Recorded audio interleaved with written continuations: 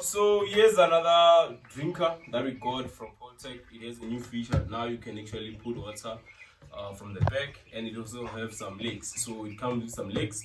So no need for us to use those bricks anymore. So we're gonna be actually showing you how you this is. So we're gonna connect some legs for it as well. Same way we did with our big feeder. So we're gonna put some legs. The legs come same as our.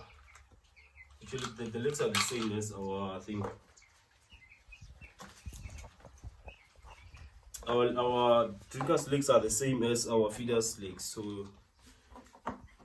you can use them on your drinker and your feeder as well. And then we put our antry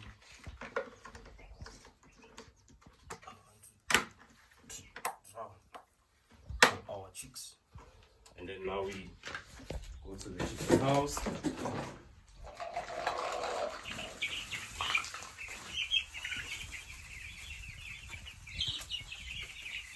Make sure that you don't put it on top of any chick or any chicken.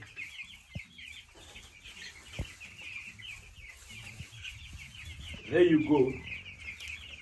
There we go. So now our chicken can drink water from this one and eat from our big jumbo feed. So that's all we had today from Aqualagri.